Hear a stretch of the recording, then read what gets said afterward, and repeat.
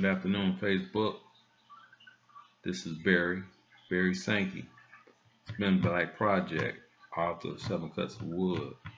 I just want to spend a few minutes getting into your mind, get into your head about the mindset we gotta have today to overcome some of the dilemmas that we have out here uh, with not really being able to determine which way we should go so far as leadership, so far as self-determination. Where does it come from, and how should it be uh, harnessed, and from what energy should it be harnessed from?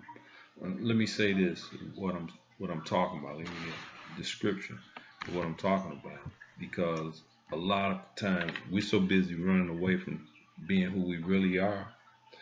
Uh, Religion today has kind of given us a group-minded mentality that, well, if I don't be true to myself, I won't fit in the group. I think right now, better examples of how we should be and how we can become strong come from us being exactly who we are. Uh, not sugarcoating it for the world.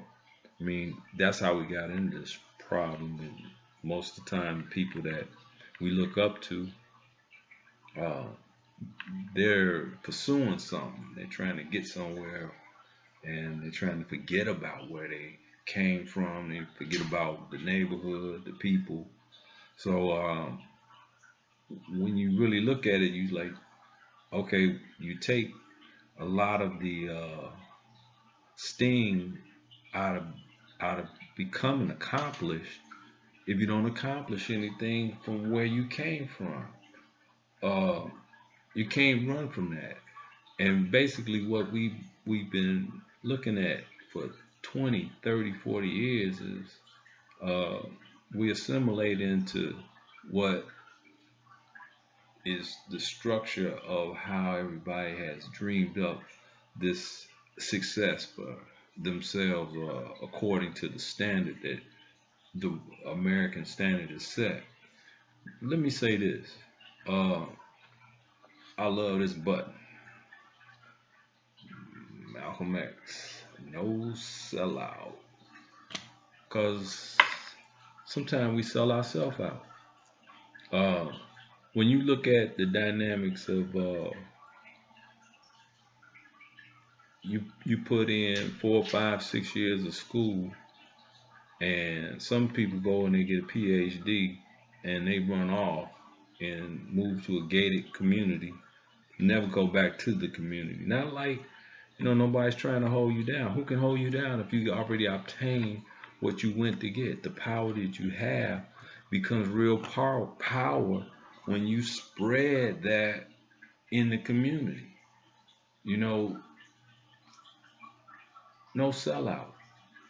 And don't get me wrong. A lot of times people think when you're saying sellout, you're talking about Uncle Tom. Not necessarily. I know a lot of good people who think they in tune. But how do you become in tune and at the same time you're not making no noise? You're not calling nothing out. You're just moving with the flow.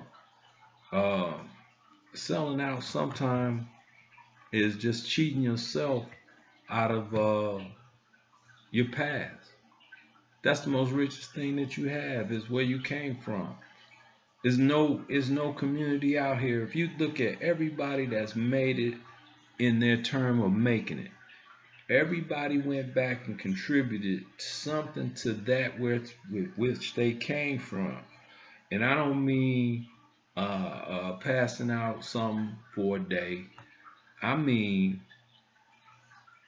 a group of people could uh, set up all kind of educational programs, run them themselves. I mean, people complain about public education, and I know people that were homeschooled before homeschool came became important. It, if you learn it, whatever it is, you learn it and you have to use it. But this is what gets me. Everybody wants to learn something, and then it's got to have something that says on there, you went here or you went there. That's what I'm talking about. Sellout, sellout. See, I don't really care too much about that. And I had went back to school late in life. I was about 54 when I went back and got a little associate degree. Something on that degree uh, is interesting. It says I have associates of applied science. Applied. What do you apply your education to? Me, I've applied most of my life to the community. I think I could have been one of those, but it never interests me from day one as I come up and I'm noticing through the whole struggle, through the 60s, through the 70s, you know, we're not being counted as equal. And I don't really want to be equal. I want to be better. I want to be the better man. So I want to be equal. I want to realize within myself that my goals, my aspirations are not determined by somebody who's actually set against me. And don't get me wrong. I think it's cool in a sense. And don't get me wrong when I say it's cool. It's cool when people, of another race have that spirit that they believe in theirs. And one somebody who really believed in that was Marcus Garvey.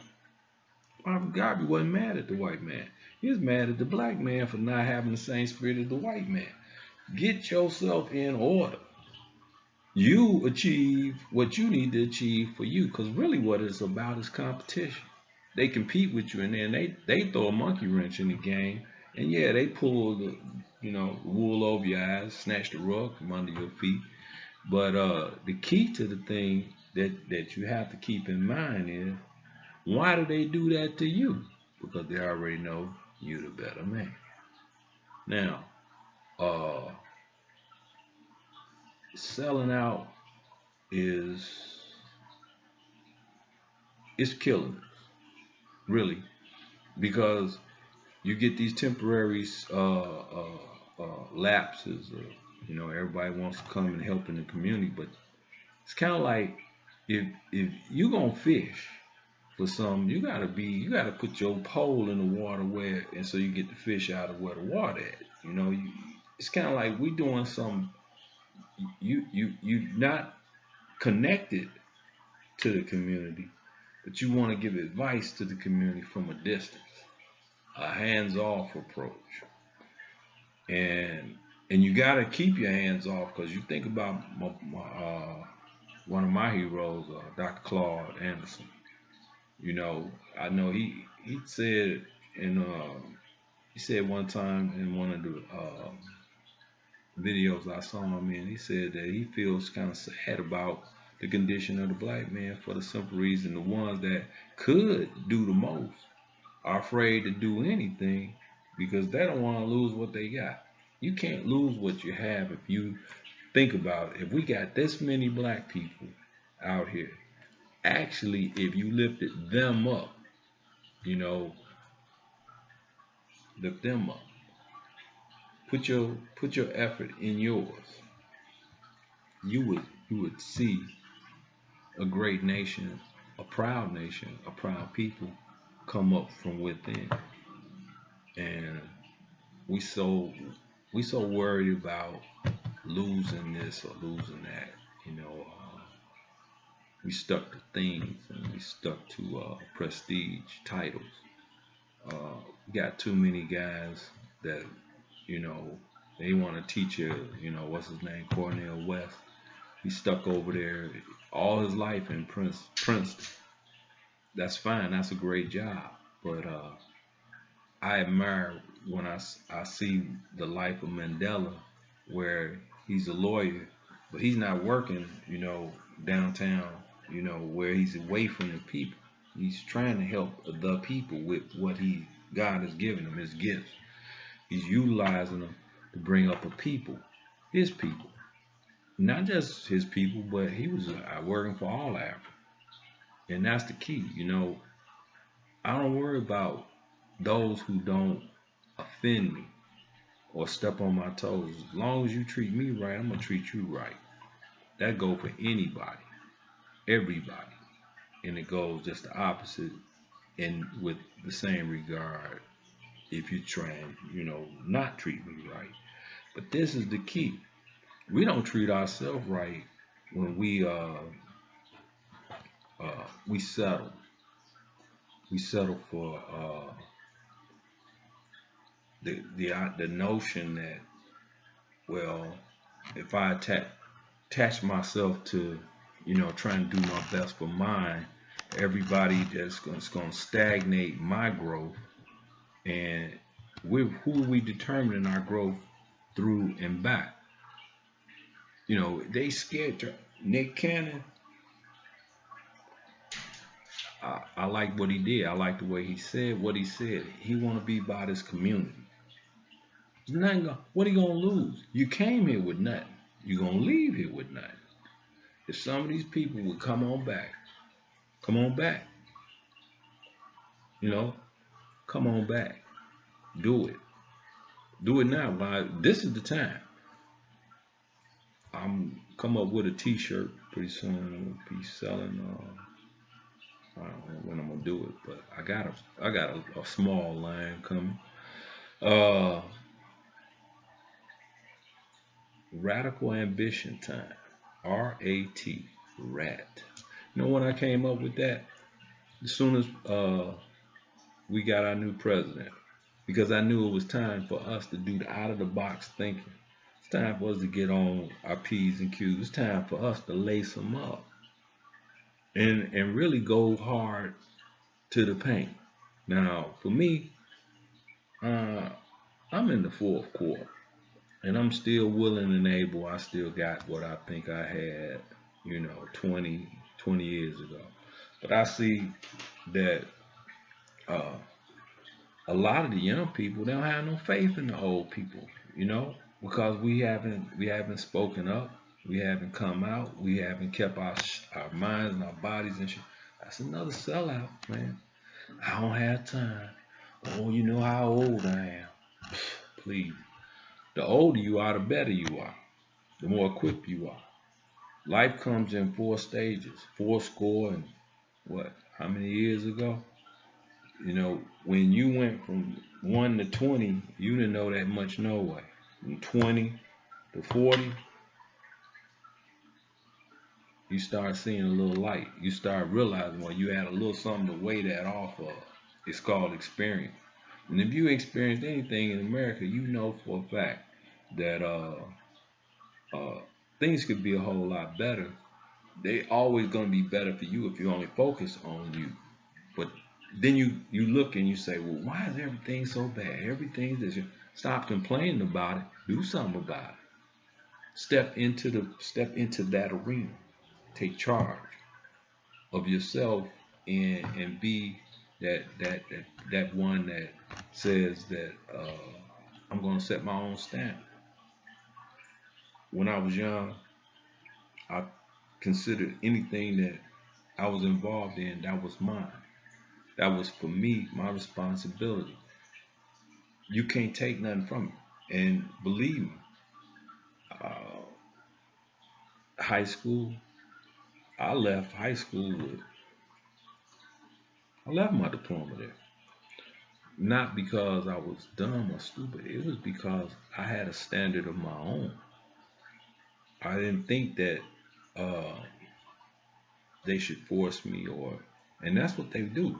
That's what they do to our kids. That's what they've been. The education system is doing the same thing it's been doing for years. If they can make you seem as if make you think and believe that you are not up to this or not up to that, or test you in this and that, or corner you and say, well, you can't have that idea, that opinion. You have to do this. So I didn't even go for that, man. I keep it. I went back and got it in '83. I left in 1975. Went back and got it in '83, and but that was, it took me a while to go back and get it. When I went back, I went on my own terms. See, I didn't sell out. I stood my ground, and as I gained from that point to that point, I pulled. I got a homie, Matt Coley. He called me Bootstraps now. So you've been knowing me for a long time from the neighborhood. Maywood on the map. I grew up in Chicago and lived in the suburbs, Maywood. Great, great. This is my book, Seven Cuts of Wood. It's about Maywood. It's about me and a little bit. So I would say check it out. So I don't really, I'm, some people, man, this book is what, less than 100 pages, but it's got 40 years worth of information. That's where I wrote it, containment. We have to come up with systems. In my lifetime, I've realized the more you come up with systems, see, we live in systems, judicial systems, all kind of, everything is systematic. Everything comes down to numbers and rules. We don't pay attention to the rules, and they're glad we don't. Believe me. Now, Claude Anderson, Dr. Claude Anderson, he's talking about some real dynamite stuff in 1866. But let me tell you when it really tipped my hat. When I tipped my hat to why I didn't graduate on time, was in the 8th grade when we had to do the Constitution. When they told me that I was 3/5 of a person reading the Constitution, I was about done then. Reason being, uh,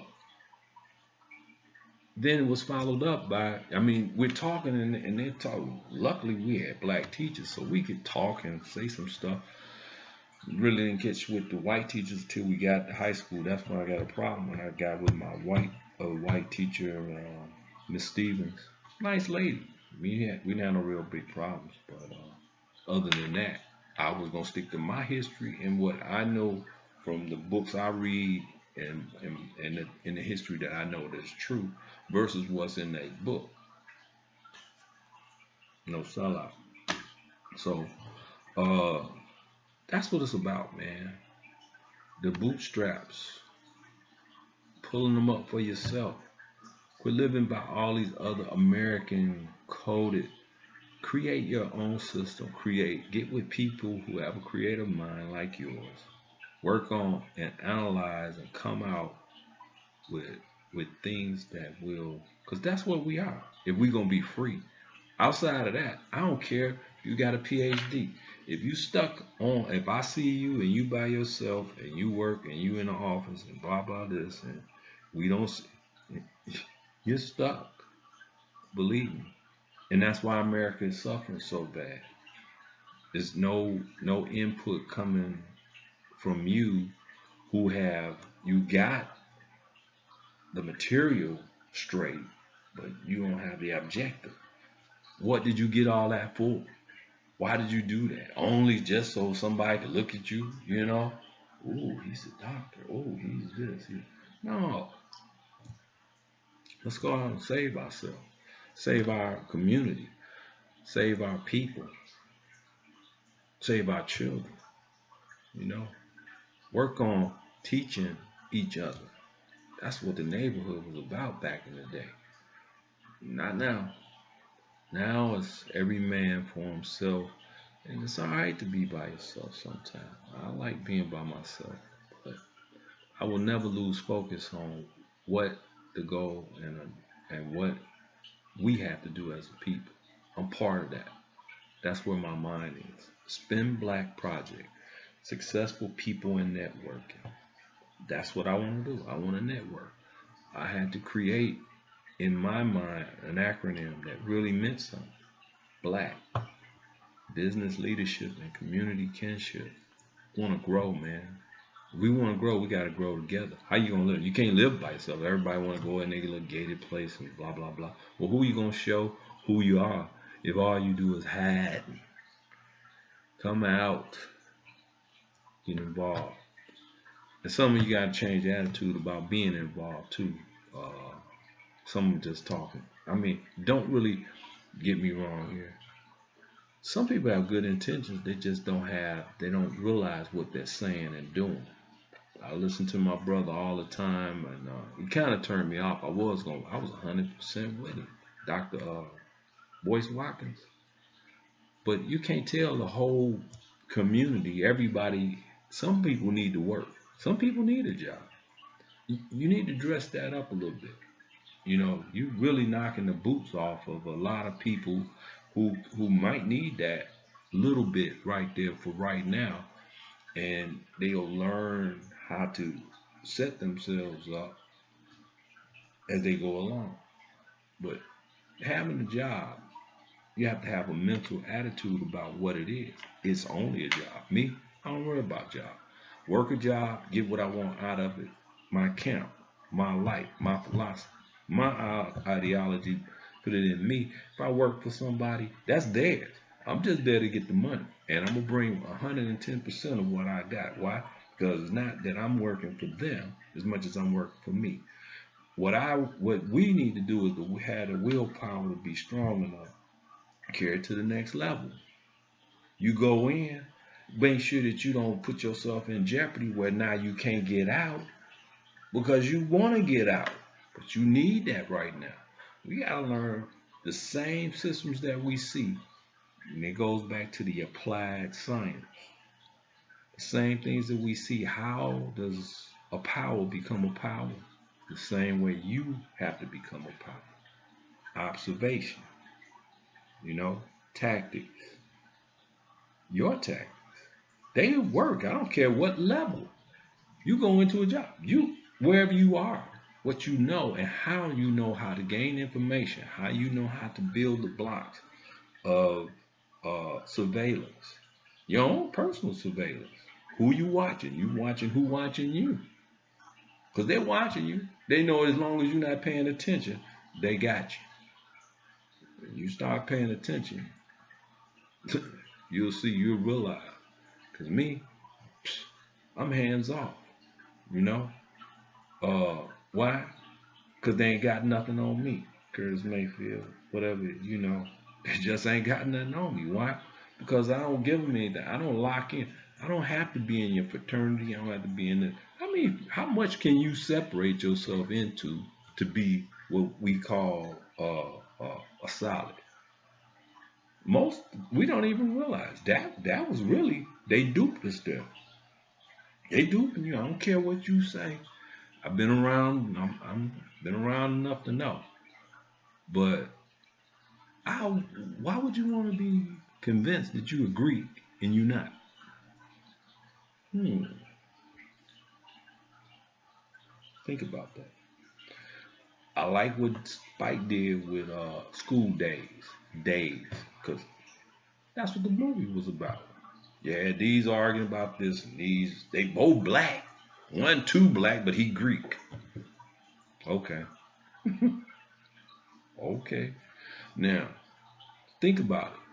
These are the when you do that, that makes it harder for you to go back to your target interest to pull them, get those people ready.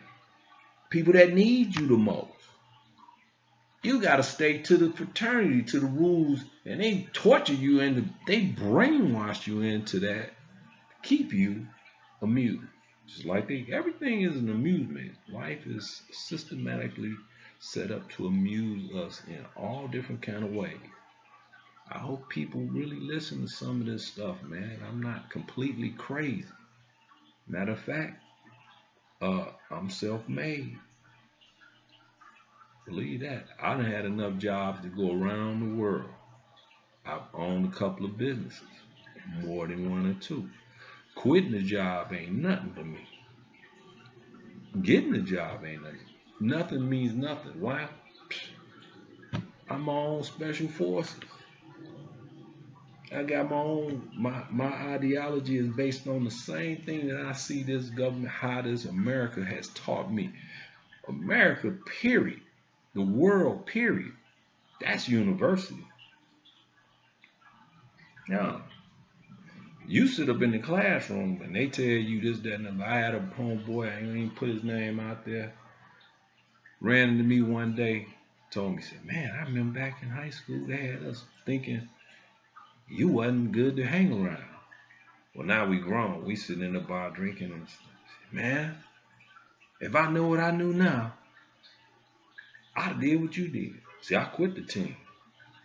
I quit, man. I'm not gonna keep running around out here for free, getting this. And I know what's going on behind the scene, what's happening. It's good. It's a lot of things. It's good for it's good for a lot of good reasons. But sometimes you have to take a seat back. Sometimes you have to get out of that. You have to be able to focus and see what is going on here. Because if you were supposed to be achieving what was actually meant, now nowadays they really do a lot better in getting people, you know, on scholarships, taking care. We was kicking butt back then. Championships, that was nothing. We dominated, you know. But then we got under this uh, system of leadership that the whole time, man, they making you, you know, a guy over there, he not have your talent, but you gotta keep working hard. No, let me give you the same way you gotta do about a job. Sometimes you have to get it. You take that back. I had enough. See, when you had enough, then you'll start working. You'll realize. Don't just keep uh, bellying up to all this. Sometimes you have to determine there's an alternate route. What is your main purpose? What is your main goal? And who do you believe in that's gonna get you there? Me, God is my witness. I know that He is the source of everything. And I'm gonna close with this. Because I mentioned my boy Garvey. And this is one of his quotes. And you need to adhere and listen. God and nature first made us what we are. And then out of our own created genius, we make ourselves what we want to be. Follow always that great law. Let the sky and God be your limit, and eternity your measure. See you next time. This was number 2.